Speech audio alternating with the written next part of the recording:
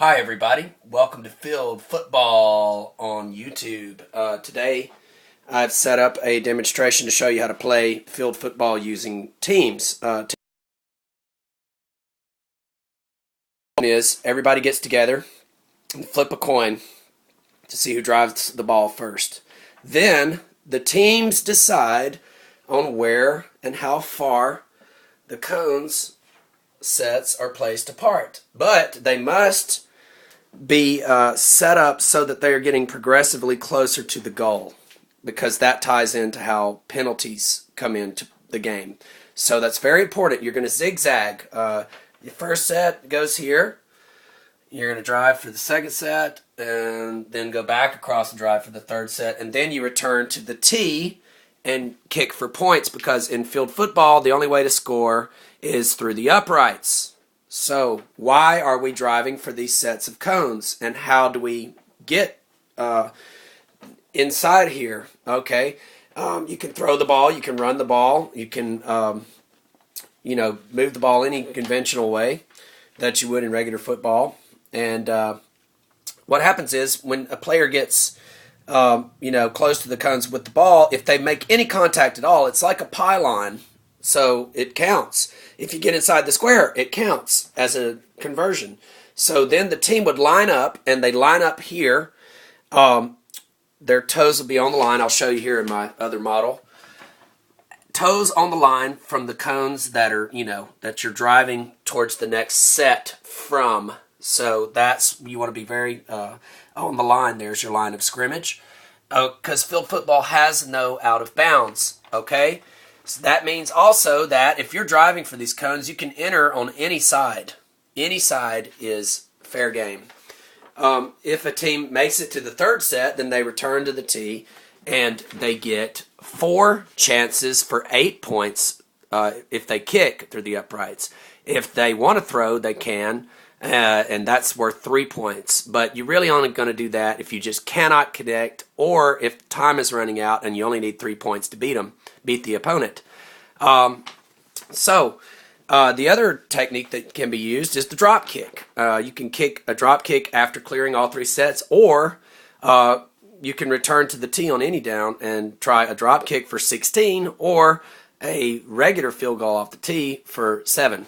So why would you want to drive the ball through these sets? So you can get 8 points, not 7, and more attempts.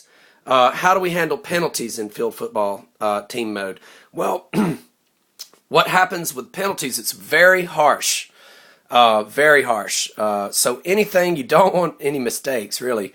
So, for example, in this setup, if my offensive guy goes offsides, what would happen is they would have a loss of down.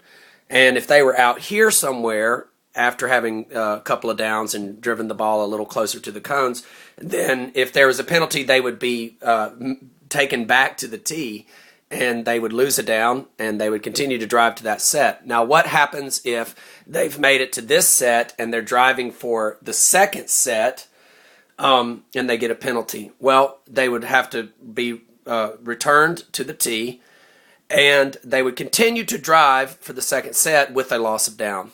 Okay? Just to clarify that. Now, what happens if my defensive guy goes offsides, or anything else violates any other rule? Then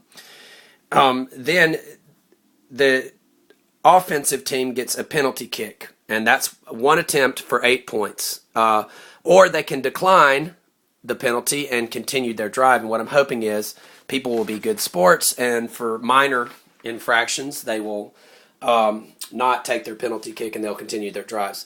So field football is fast. It's 15 minutes long.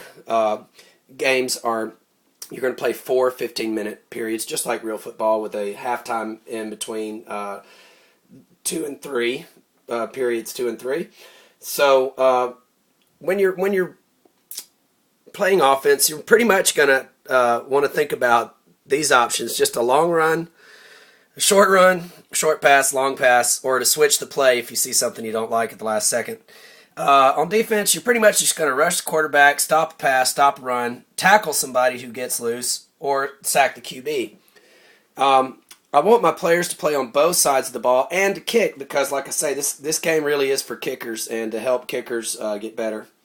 Okay, folks. The tee is really the centerpiece for the whole game. And if you want to play with 2 goals, you can. And if you do that, what you would do is you would take the goals here, and the tee would go right in the middle of those 2, and you would set up your, you would stagger your cone sets just like they were in the model that I showed in the beginning of the video. That way you can practice, you can incorporate kickoffs, and if you kick off to the opponent, they run back with it, but they are only driving for the first set of cones, say if they were here, and then they would continue to drive for the second, then third, and then return to the tee to kick. Okay, so no timeouts, very fast game. You can have 5 players on your roster. You can rotate out. Each player kicks, like I said. And be sure to look at the official rule book of field football for more details about team mode. And this is the new League Manager's Manual, and you might want to check that out. Also, visit us on Twitter. Look at us on YouTube, fieldfootball.com. We are just starting out, but we have big dreams, and we want to be a feeder league for kickers because how many games have been won on field goals? All right? I rest my case, and here's our handy-dandy referee. And there's a whole lot of details about what the refs can do in field football, and those are found in both of these manuals. But pretty much, they're going to call the same types of things.